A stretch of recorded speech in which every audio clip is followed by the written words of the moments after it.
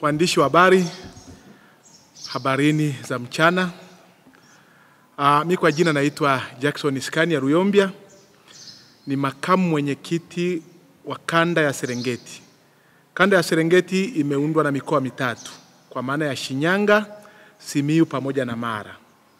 Kwa mimi ndo makamu mwenyekiti wa kanda ya Serengeti.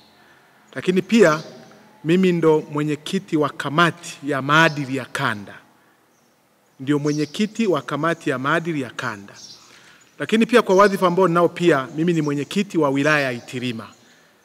Ni mwenyekiti wa wilaya ya Itilima kwa sasa kwa miaka 10. Leo ni miaka 10 nikiwa mwenyekiti wilaya ya Itilima. Wakati nikiwa mwenyekiti wa wilaya ya Itilima pia mimi nimewahi kuwa diwani wa kata ya Kinamweli kwa miaka 10. Tangu mwaka 2010 nimekuwa diwani. Kwa kwenye siasa nimekuwa mzoefu wa muda mrefu sana. Kabla sijazungumza chochote, kama alivyotangulia mwenyekiti wa baraza la wazee mkoa wa Simiyu, kwanza nitambue kwa wanachama wa mkoa wa Shinyanga waliojiuzuru na waliojivua wanachama juzi Shinyanga. Na leo nijaribu kuwashukuru pia viongozi na wanachama kwa mkoa wa Simiyu ambao wanajivua wanachama kwa siku ya leo. Lakini pia nitambue kwa wanachama ambao wanajiandaa kujivua kwa mkoa wa Mara, muda sio mrefu, nadhani ndani ya siku chache 3 au 4 watakuwa wameshajivua nao wanachama. Kama nilivyojitambulisha, mimi ni kiongozi wa kanda. Ni kiongozi wa kanda, lakini leo tuko hapa kwa sababu gani? Tuko hapa kwa jambo moja kubwa la kujivua wanachama wa Chadema. Tunajivua kwa sababu gani? Kwanza kabisa tuambie ni kwamba chama chetu kimekuwa na mgogoro mkubwa tangu uchaguzi wa kitaifa ulivyoisha mwezi Januari. Uchaguzi ulivyoisha mwezi Januari, tumekuwa na kutoelewana ndani ya chama. Kumekuwa na magenge mawili ndani ya chama.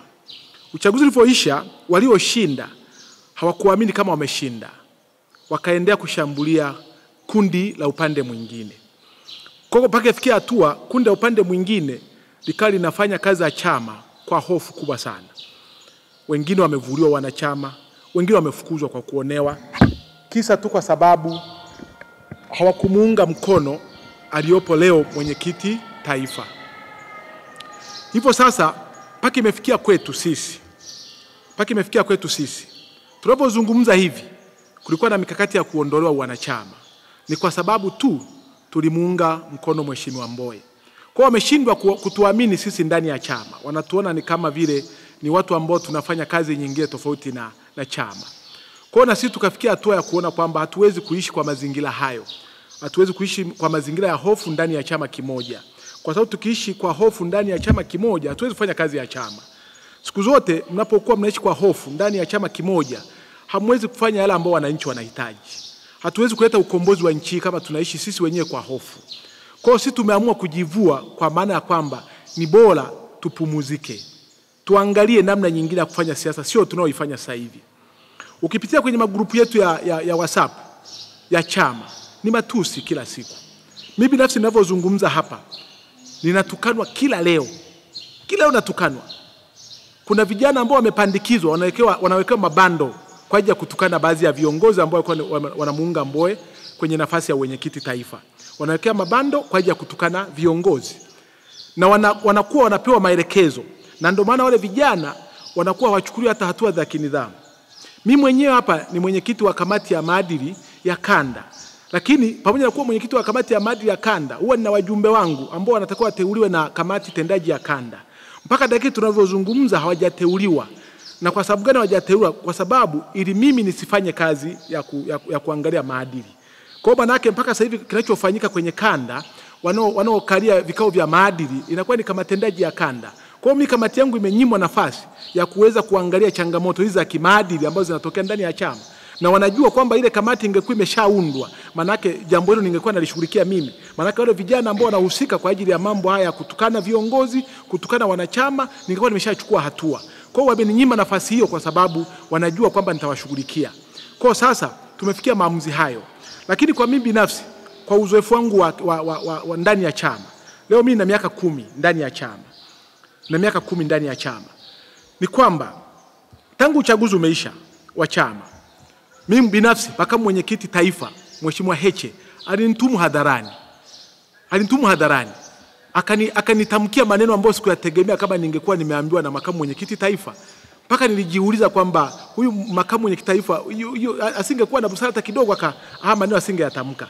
Aliamua kunitamkia, akaniambia, Mheshimiwa Scania, unadiriki kuniloga kwamba mimi eti nilikuwa na mloga kwenye uchaguzi.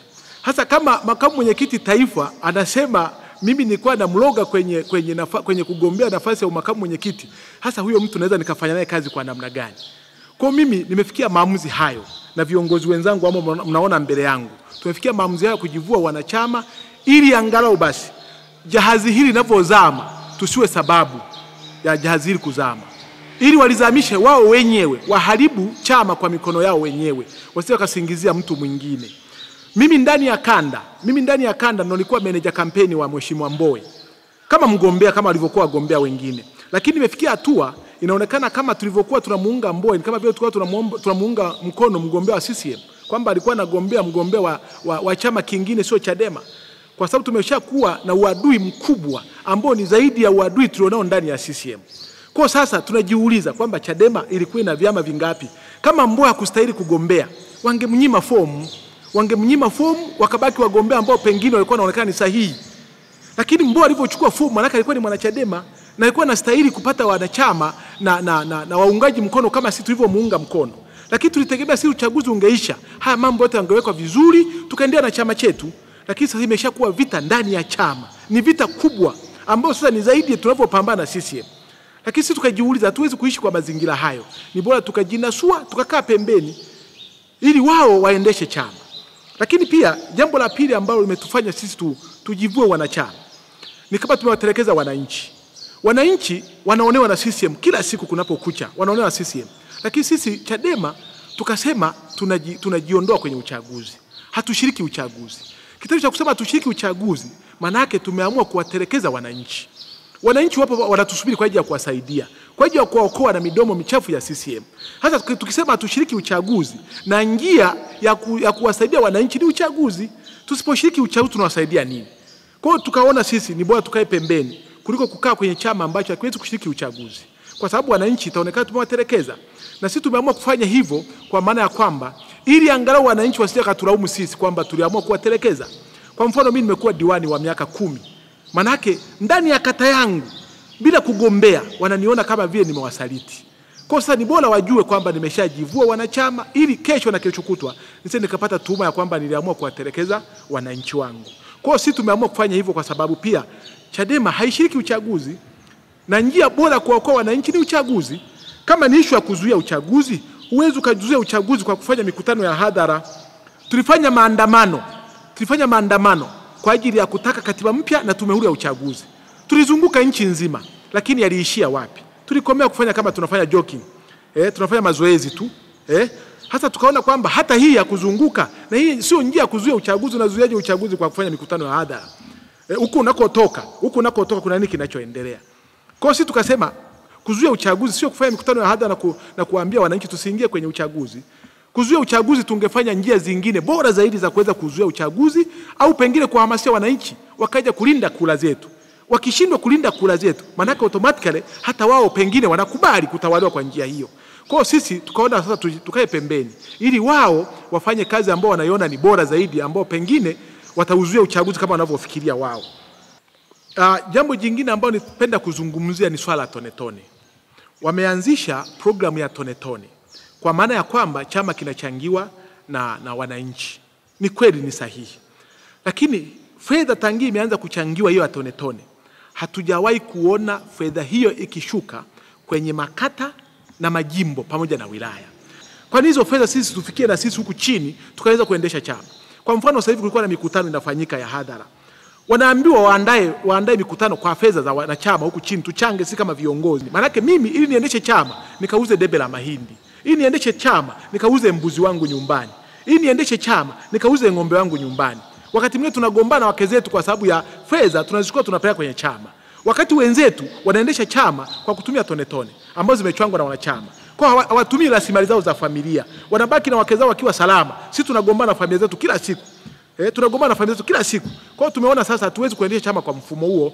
Kama ni hela ya tone tone, ilipaswa basi hiyo hela ya tone tone isambae iende mpaka chini kwenye ngazi ya tawi, ili vikao na mikutano viandaliwe kwa fedha hiyo, sio kujilipa wao posho zao na kupanda ndege. Wao watembei na mabasi, watembei na magari, wanapanda ndege wanapoenda kwenye familia zao, wanapanda ndege. Lakini sisi tunapanda bodaboda, tunapanda daladala za baiskeli. Hatuwezi kuendesha chama kwa mazingira hayo. Kwa mimi nitaka nizungumze hayo kwa ufupi, lakini pia kuna wenzangu ambao pia wanataka wazungumze haya. Lakini kwa ufupi ni kwamba tarehe ya leo tumejivua wanachama rasmi. Na tukishajivua wanachama automatically na nyadhifa zetu. Kwa mfano kama mimi, makamu mwenyekiti wa kanda nimeshajivua rasmi, lakini pia mwenyekiti wa wilaya ya Itilima nimeshajivua rasmi. Kwa basi niwashukuru sana kwa hayo mafupi, lakini niweze kuwaruhusu pia viongozi wengine waweze kuzungumza kwa uchache ili tuweze kuendelea. Kwa majina naitwa Flora Yohana Msuka, ni katibu wa baraza la wanawake mkoa wa Simiyu kupitia chama chetu cha Chadema. Nimejiunga na chama hiki mwaka 2006 mpaka sasa na miaka 19 sasa. Nimeshika nyadhifa mbalimbali ndani ya chama. Nimekitumikia chama hiki nikiwa kama mtendaji wa chama, katibu wa chama wilaya ya Maswa kwa muda wa miaka 15. Nimekuwa baraza la wanawake mkoa wa Simiyu na mpaka sasa ni katibu wa baraza la wanawake mkoa wa Simiyu. Nilikuwa naenda kuitafuta miaka ile 5 ili nikafikishe miaka 15. Kwa hiyo kupitia haya yanayoendelea ndani ya chama chetu, chama cha Chadema ni chama ambacho tumekijenga kwa misingi ambayo tumewajengea wananchi kuwa na imani na chama hiki. Na tulifahamu kabisa ndoto zetu zote kukitumikia chama hiki tunakokwenda tunaenda kukamata dola. Mawazo yangu yote nilitamani nikawe DC, nikawe mkuu wa mkoa, lakini ndoto zangu naona sasa zimeenda kuzimika kulingana na mambo yaliyoko ndani ya chama. Na chama chetu kilipoingia kwenye uchaguzi huu tuliofanya mwaka huu 2025 wa kitaifa, nilitafakari mambo mengi sana. Kwanza nilifikiria kumuona Mheshimiwa Mbowe pamoja na Mheshimiwa Tundu Lissu wakiingia kwenye kinyang'anyiro cha nafasi moja. Nilijua huko tunakokwenda Mungu mwenyewe ndiye atakayesimama. Haya mambo yanaendelea, mpasuko uliopo ndani ya chama ni mkubwa.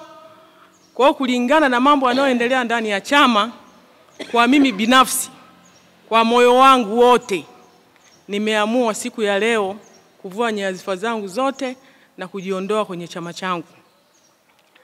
Nimejiondoa kwa sababu gani? Ndani ya chama sasa hivi hatuaminiani.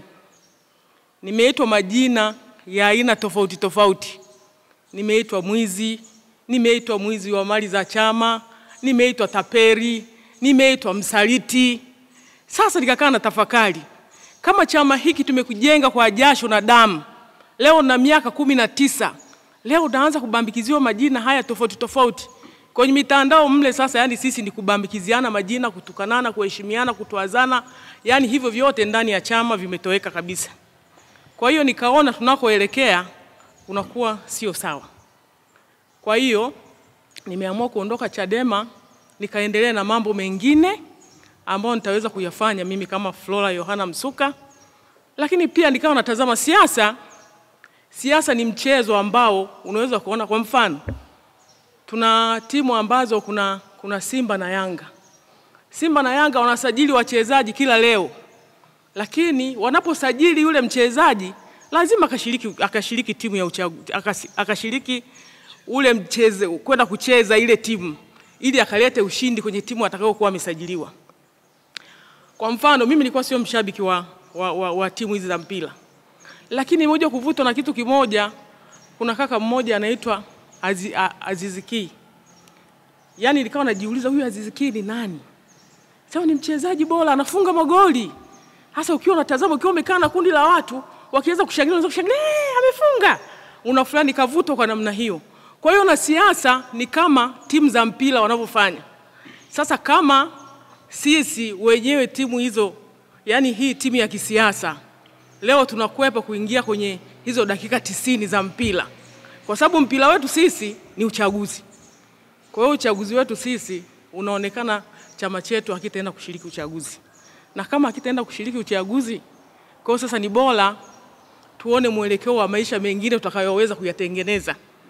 Kwa sababu kuna maisha nje ya siasa, kuna maisha mengine ya kijamii ambayo naweza nikaenda kuendelea nayo kama mimi. Kwa hiyo waandishi wa habari, na kishukuru chama changu hapa kiliponifikisha.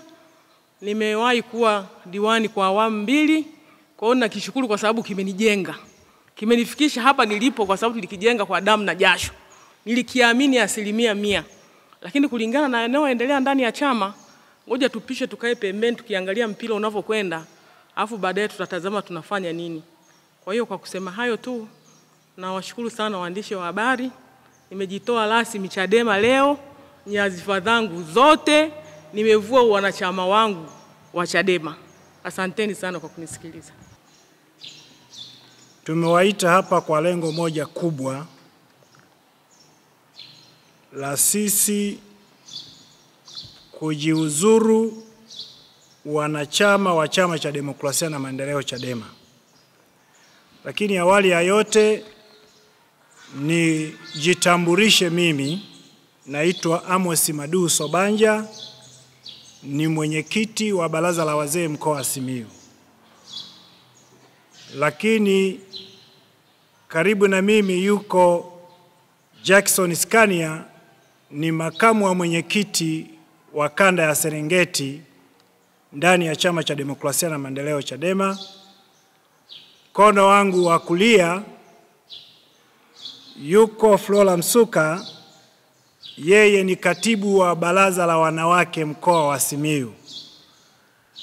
Jirani na yeye yuko dada yetu Tatu Isole, yeye ni mtunza hazina wa Baraza la Wanawake mkoa wa Simiyu. Lakini pia jirani na mhazini yuko Matondo Maduhu, yeye ni mkuu wa hamasa wa mkoa wa Simiyu.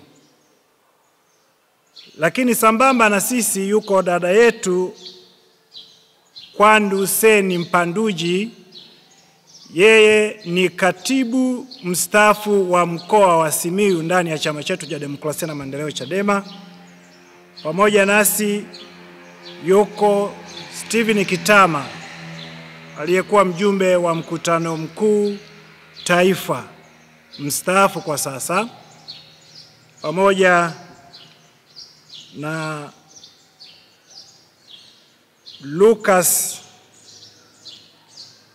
Lucas Nkuba ambaye yeye amekuwa kiongozi wa nafasi mbalimbali katika kipindi kilichopita.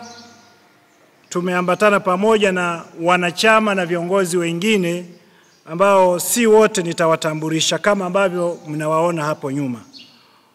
Pamoja na maelezo mazuri kabisa ya utangulizi ya aliyekuwa makamu mwenyekiti wa kanda yetu ya Serengeti, mimi pia kama mwenyekiti niliyekuwa mwenyekiti wa Baraza la Wazee mkoa wa Simiyu, ninakiri kutangaza wazi kwamba leo nimeachana na wanachama wangu ndani ya Chama cha Demokrasia na Maendeleo Chadema, lakini ni pamoja sasa na kuondoka kwenye nafasi yangu ya mwenyekiti wa Baraza la Wazee mkoa wa Simiyu. Hii ni kwa sababu ndani ya chama hiki kwa kweli, kwa namna ambavyo mimi nimeona kule tuendako mbele ya safari, sioni asubuhi yetu, badala yake naendelea kuona giza. Nimekuwa ndani ya chama hiki takriban miaka 17 sasa, lakini kikubwa sana nilichokiona siku za karibuni ambacho kimenivunja moyo ni namna ambavyo sisi viongozi wenyewe kwa wenyewe ndani ya chama chetu tumeendelea kushambuliana sana kila kukicha. Kama ingekuwa rahisi kuingia kwenye magurupu ya Chadema, kwa kweli tumevunjiana heshima sana. Mimi kwa kawaida ndani ya chama chetu ni kiongozi ambaye ninasimamia nidhamu, lakini nimeshindwa kuvumilia kwa sababu pamoja na kwamba katiba inanitaja kama mtu ambaye ninasimamia nidhamu. Nimekuwa pia sehemu ya kubezwa, kutukanwa, kukashifiwa na viongozi ambao kimsingi ni vijana wadogo. Kwa hiyo hilo nalo limenivunja moyo sana, na kuona kwa kweli kwamba ndani ya chama hiki bado hatuna uwezo wa kuongoza nchi hata kama tutapewa leo. Na niamini tu kwamba Chadema hata kama watapewa nchi leo, huenda wanaweza wakafanya vibaya sana pengine kuliko hata Chama cha Mapinduzi, kutokana na jinsi tulivyo ndani ya chama, tusivyozingatia nidhamu, itifaki pamoja na mambo mengine. Sasa kwa hayo yamenifanya pia niweze kuachia wanachama wangu. Lakini la pili ni namna ambavyo uchaguzi wa mwenyekiti pamoja na viongozi wengine uliomalizika hivi karibuni. Kwa kweli makundi haya yameshindwa kuvunjika, na mimi nasikitika sana kwa wale ambao waliingia katika madaraka baada ya mwenyekiti Mbowe kuwa hakupata kula za kutosha. Lakini ninampongeza sana mheshimiwa mwenyekiti Mbowe aliyemaliza muda wake. Baada ya kumaliza muda wake, kuna jambo la muhimu sana lilizungumza. Akasema na akawaagiza kwamba wafanye maliziano, lakini maliziano hayo yamepuuzwa mpaka leo. Sasa kwa sababu ya kupuuzwa maliziano hayo, kumetokea na kelele za kutupiana maneno na kubezana kila siku, mambo ambayo yanasababisha hatujengi chama na badala yake tumeanza kushambuliana sisi kwa sisi. Kwa hiyo ni chama ambacho huwezi kusema kwamba kina malengo sasa ya kwenda kukamata dola. Na kwa kweli nimegundua sisi wengine viongozi wa level ya majimbo, wilaya pamoja na mkoa, tunatumika kama madaraja ya baadhi ya viongozi wakubwa walioko kule juu. Sasa nimejipima, nimetafakari, nimeamua niachie wanachama wangu ili nijipe muda wa kutafakari katika siasa hizi za nchi ya Tanzania. Kwa kusema hayo tu, niwatakie kila laheri sana wanachadema waliobaki huko. Lakini hata hivi tunavyozungumza, pamoja na kwamba hapa tunaweza tukaonekana kwamba tuko wachache, kuna wenzetu wengi walikuwa wanakuja, bahati mbaya gari imewaharibikia njiani, lakini liko kundi kubwa linakuja. Na mimi niwaambie tu Chadema wajiandae, kwa kweli wajiandae, kwa sababu ni kwamba wanakwenda kuanguka anguko baya sana ambalo hawatalisahau katika maisha yao. Mungu ameiacha Chadema, naweza nikasema hivyo, kama Samsoni alivyoachwa na Mungu baada ya kukengeuka maagizo ya Mungu, akaenda kuoa mwanamke nje ya utaratibu wa maelekezo ya wazazi wake na Mungu mwenyewe. Sasa ndivyo ilivyo. Mungu ameendelea kutuvusha Chadema kwa muda mrefu katika vikwazo vingi, lakini awamu hii ni kwamba Mungu ametuacha kwa sababu tumekuwa watu ambao tuna tabia zisizo kubarika katika jamii na tumepoteza ushawishi kwa kweli. Pamoja na kwamba tunaweza kusema kuna watu wengi wanakuja kwenye mikutano yetu, lakini mikutano hiyo haina tija, haina tija. Kwa kusema hayo, ni washukuru sana ndugu waandishi wa habari kwa machache haya ambayo nimeyazungumza. Kwa majina yangu naitwa Tatu Musa Isore, ni mwazini wa mkoa wa Simiyu. Leo hii niko kwenye vyombo vya habari, nimekuja kujivua rasmi. Yaani kuanzia sasa hivi sio mwanachama wa Chadema tena. Nataka nifanye kazi zangu zinazonihusu au maisha yangu, sababu siasa iliyokuweko kwenye Chadema sasa hivi ni siasa ya matusi, siasa ya majungu, mtu anaitwa sisimizi, yani kila aina ya uchafu uliokuwemo. Kwa hiyo sasa mimi siwezi nikaendelea na siasa za Chadema kuanzia sasa hivi. Nimejivua kuanzia leo uwazini wa mkoa wa Simiyu, watafute mwazini mwingine. Bye bye. Andu Seni Panduzi, nimewahi kuwa katibu wa Chadema mkoa wa Simiyu, ambaye niliachia nafasi yangu 2024. Ukiacha ukatibu wa mkoa wa Simiyu, nimewahi kushika nyadhifa mbalimbali katika chama hiki.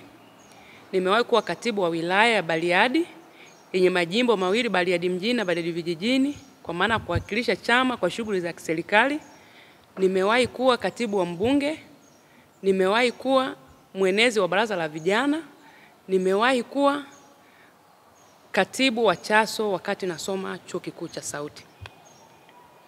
Ndugu zangu waandishi wa habari, leo tumewaita ili tupate kuzungumza na Watanzania na Wanasimiyu kwa ujumla ili wapate kutuelewa. Awali ya yote nimshukuru Mwenyezi Mungu ambaye ametuwezesha kufika mahali hapa na kuweza kukutana na nyinyi ili tuweze kufikisha salamu zetu kwa Watanzania. Ndugu zanguni, niseme tu mambo haya yafuatayo. Tumewaita hapa, mimi binafsi niko hapa kwa ajili ya kujivua wanachama wa Chadema rasmi ambao nimekuwa mwanachama takriban kwa miaka 14. Mwenye namba ya wanachama CDME 150-12. Nikiwa na kadi yenye daraja la gold kwa maana ya hadhi ya mkoa ambao tunalipia shilingi 50,000. Ndugu zanguni, kwa nini nimeamua kuchukua maamuzi haya? Niseme tu Mwalimu Nyerere aliwahi kusema, CCM sio mama yangu. CCM ikitoka kwenye misingi naweza nikaihama. Maneno hayo yamekuja kukaziwa rasmi na makamu mwenyekiti wa Chadema Taifa Heche kwamba Chadema sio gereza.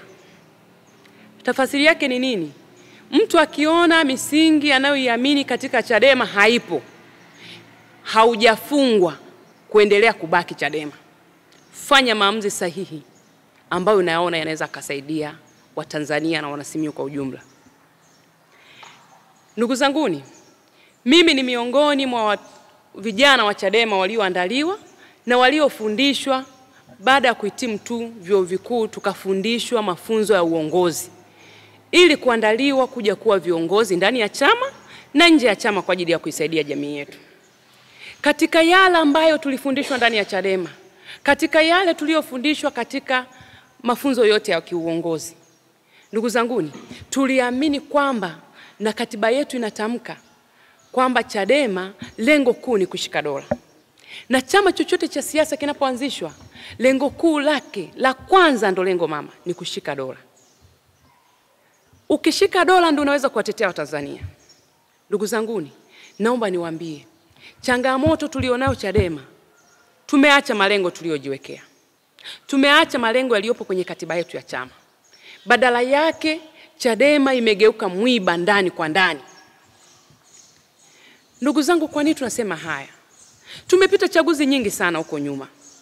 Uchaguzi wa ndani ya chama ulianza mchakato kuanzia kwenye misingi, matawi, kata, wilaya, majimbo na wilaya pamoja na mkoa, kanda hadi tukaenda taifa.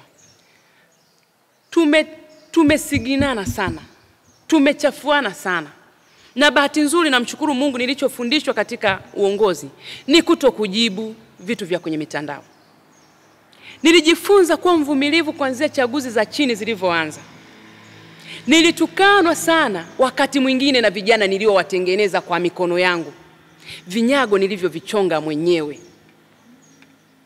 Kinachoumiza ni majina mabaya unayopewa. Na sio majina mabaya wanakuita ndani ya chama. Ni majina mabaya wanayapeleka kwenye public. Ambapo hiyo public, jamii ya Wanasimiyu, wapo watu ambao wanaamini katika Kwandu pia. Kwamba Kwandu akiwepo Chadema anaweza kutupigania. Wanaenda kukushtaki kwa wananchi. Ndugu zanguni, ukitaka kumuua mbwa, muite majina mabaya. Ndilo nililokutana nalo mimi. Nimeitwa kila aina majina. Kuna wakati kafikia hatua wakasema wanifungie kugombea. Nimetengenezwa kila aina ya figisu. Umepita chaguzi zote. Imeenda mbali zaidi. Inafika hata nafasi zile za kiuteuzi tu, ngazi zozote zile. Watu wanakuambia hafai kuwa kiongozi. Mtu uliyemtengeneza kwa miezi 6, unaingia gharama ya kumfundisha uongozi. Mtu huyo ambaye umemwandaa kuwa kiongozi na akawa kiongozi, leo hii unamwona hafai kuwa kiongozi kama aliweza kukuongozea chama kwa muda wa miaka 5. Na chama kikashika hatamu mkoa wa Simiyu, tena kwenye kipindi kigumu cha Rais Magufuli. Lakini tuliweza kusimamisha wagombea kwenye maeneo yetu kwa sehemu kubwa. Leo hii huyo mtu unaweza kumsema hafai? Niwaambie tu ndugu zangu wa Tanzania. Niwaambie tu ndugu zangu Wanasimiyu. Kama kuna mtu bado anaamini pana upendo ule uliokuwepo Chadema. Chadema ya kipindi tunashawishika kuingia tukiwa vyuoni, tukiwa sekondari huko, sio Chadema hii ya leo. Chadema wametoka kwenye misingi ya upendo ambayo ilikuwa inawapelekea leo nikisafiri kwenda Mtwara, leo nikisafiri kwenda Songea, leo nikisafiri kwenda Geita, jambo la kwanza nauliza wanachadema, ndio ndugu zangu wa kwanza.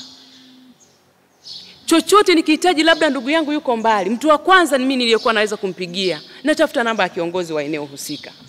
Lakini Chadema ya leo, hata kwenda kufikia kwa mwanachama au kwa kiongozi umeenda sehemu, sio rahisi. Badala yake utahitaji kujua huyu ni timu nani na huyu ni timu nani. Tunaishi kwa utimu Chadema sasa hivi. Nimeitwa majina mengi sana. Mimi sijawahi kusaini kwenye ule waraka wa G55, sijawahi. Na wala sijawahi kusema popote mimi ni G55, lakini limekuwa ni wimbo. Jambo ambalo sijawahi kusema. Tunachokinzana mimi na wao, nawaambia ukweli ni kwamba hatuwezi kupambana tukiwa nje ya uwanja. Tuingie kwenye uwanja tupambane. Tukipambana ndani ya uwanja, joto la uchaguzi likipanda, ndilo litakalo tupatia suluhu ya kuzuia uchaguzi.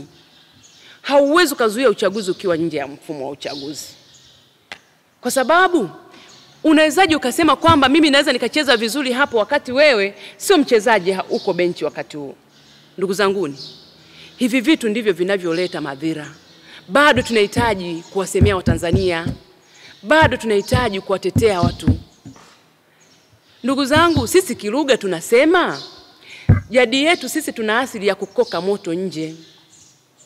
Lakini ukiona watu wananyanyuka wanakuja kuuzima huo moto, tafasiri yake ni kwamba wanahitaji uondoke uende katengeneze moto mwingine ndio ukoke huo moto. Kama Chadema, mimi kwandu nimetukanwa matusi ya kutosha. Mimi kwandu siridhishwi na mwenendo wa chama. Mimi kwandu naona chama kimetoka kwenye misingi yake ya kuwasaidia Watanzania. Badala yake kimebaki kuwa chama cha kutoa taarifa. Ndugu zanguni, nimeona mienendo hiyo, mimi kwandu siwezi kuendelea kubaki ndani ya Chadema. Kwa sababu Chadema imeacha misingi yake. Kama inahitaji watu wabaki ndani ya Chadema, ni wasitu warudi kwenye misingi ya awali waliotufundisha. Warudi kwenye misingi wakati chama hiki kinaasisiwa, kama walivyotufundisha wakati tukiwa kwenye mafunzo huko ya chama. Ni wasitu, niwaambie tu, kama kuna jambo wanajidanganya, wanaita kwamba njaa sijui G55 ni wapumbavu, niwaambie tu, katika wimbi hili haliwahusu G55. Kuna mvua inakuja, haya ni manyunyu tu. Kitakacho kuja kutokea ni gharika. Kabla gharika haijawakuta, ni wasi waingie kwenye safina ya Nuhu mapema. Ndugu zanguni, kinachokuja kutokea Simiyu sio hiki unachokitazama leo. Na bahati nzuri mimi na wao tunafahamiana vizuri uchezaji. Nitaingia uwanjani, nitacheza rasmi sasa. Sina chama chochote mpaka dakika hii, ila nitaendelea na msingi wangu wa kuwasaidia Watanzania kama wao walivyokuwa wananitumia hata baada ya mimi kukaa pembeni pindi wanapokuwa na shida. Niseme tu, nitaendelea kuwatetea Watanzania kwa kutumia mfumo mwingine ambao nitaona unafaa kuendeleza kila ambacho kipo ndani ya nafsi yangu na ninachokipenda kuona kila mtu anatendewa haki. Niseme tu kwa leo, nishie hapa. Leo mimi na Chadema ni kwa heri. Nimejivua wanachama, nimejivua ujumbe wao wa Chadema ni msingi kanda. Mimi sasa hivi ni mwananchi huru. Asanteni. Nina miaka 16 ndani ya chama, nikiwa nimechukua kadi ya chama, lakini nilianza harakati za Chadema kabla ya kuchukua kadi za chama. Hizo nikasema kwenye chama hichi nina zaidi ya miaka 20. Ndugu waandishi wa habari, nimesimama hapa kwa uchungu mkubwa. Bariadi au makao makuu ya mkoa wa Simiyu najulikana kama site yule wa Chadema. Leo nasema site yule wa Chadema anaondoka Chadema. Kilichonifanya nikaondoka Chadema ni kutoka kwenye misingi. Kwa sababu Mimi nimekuwa mjumbe wa mkutano mkuu vipindi viwili. Mimi nimekuwa mjumbe wa kamati ya Chadema ni msingi miaka 10. Nimekuwa mkufunzi wa chama hichi kuwafundisha madiwani, nimefundisha wenye viti wa vijiji, nimefundisha wenye viti wa mtaa. Mimi nimesimamia kura za maoni za majimbo kugombea ubunge, na moja ilikuwa jimbo la Skenia, jimbo la Itilima. Kwa hiyo ninaielewa misingi ya chama na watu kwa nini wanakipenda chama, kwa sababu wanachadema tulikuwa ni wamoja. Leo wanachadema sio wamoja. Leo wanachadema ni maadui kuliko hata ule uadui wa Chama cha Mapinduzi na mwanachadema. Nataka niwaambie, Chadema Bariadi haijaota, au Chadema mkoa wa Simiyu haijaota. Chadema mkoa wa Simiyu kuna watu walifanya kazi, ndio maana ikawepo Chadema, ikabadilika UDP, ikaja Chadema. Kwa hiyo basi, wale wanaobeza wanasema acha waende, kuna galika. Kuna galika. Kuna galika. Watanzania, kuna watu wako ni viongozi wa chama hiki, leo wanadhalilishwa. Kuna watu wamefanya kazi kubwa ya kukijenga chama hiki. Chadema, mgombea ubunge, mgombea udiwani anaijenga Chadema kuliko Chadema kumjenga yeye, kwa sababu yeye ndio anaanza kuandaa timu ya kugombea. Na wanajidanganya, wanasema kwamba wale wakitoka ndani ya Chadema ndio wamepotea kisiasa. Mimi nikwambia hakuna mtu anapotea kisiasa, kwa sababu kwenye uchaguzi Chadema ndio inapotea kisiasa, ishiriki uchaguzi. Chama chochote kisichoshiriki uchaguzi kinapotea kisiasa. Waiangalie kafu, baada ya Jecha kufuta uchaguzi, kafu walisusa uchaguzi. Waiangalie leo kafu iko wapi. Kwa hiyo ndugu zangu, mimi kuanzia leo ninasema ninaondoka Chadema. Na kingine kinachonitoa Chadema, watu hii no reform wanaichezea. Hii na mpango mbaya sana kati ya mwanamikakati, vijana wa mikakati ya chama hichi, operation mbalimbali mimi nimeshiriki. Mimi kwenye operation ya no reform, mimi nimekaa hapa ninaumia. Ni mpango ovu. Siku ya uchaguzi wachukuliwe vijana kutoka mkoa mwingine waende wakaandamane mkoa mwingine. Kwa mfano, vijana wa Simiyu kwenye zoezi kuna uratibu ambao mimi nilikuwa niwe mtu wa kuratibu zoezi hilo, na mpango huo umetokea Nairobi. Nichukue vijana Simiyu, kila jimbo wanahitaji vijana 10, wakipungua sana 5, ambao wanapewa semina viongozi wao Nairobi. Na mimi nilikuwa kati ya vijana ambao twende tukapewe semina Nairobi, nije nifanye kazi ya kuratibu vijana mkoa wa Simiyu, ili mpango wa kuzuia uchaguzi, narudia, ili mpango wa kuzuia uchaguzi, siku ya uchaguzi wale vijana niliowaratibu katika mkoa wa Simiyu watoke waende mkoa mwingine, wao ndio wakahamasishe maandamano. Sasa siwezi kukaa kwenye chama mikono yangu sitaki ishike damu. Sitaki kuingia kwenye mpango ovu. Kwa hiyo ndugu zangu, imebidi niliseme hili kwa sababu viongozi, hii no reform ina mpango mwingine nje ya pazia. Hii no reform ina mpango mwingine nje ya pazia. Lakini kwa masikitiko makubwa, ninaona watu tu wanashangilia no reform, no reform, no reform. Kuna mpango. Kwa hiyo tumetoka Chadema, hatutaki kushiriki mipango ovyo.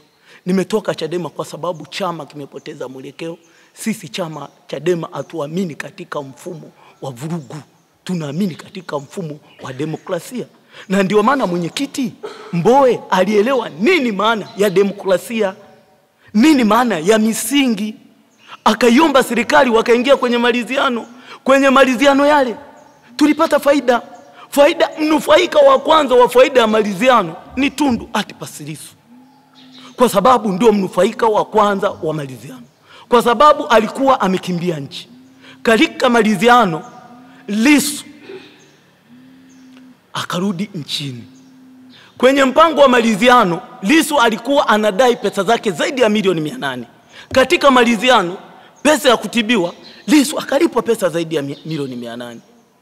Kuna watu wengi walikuwa wako magerezani.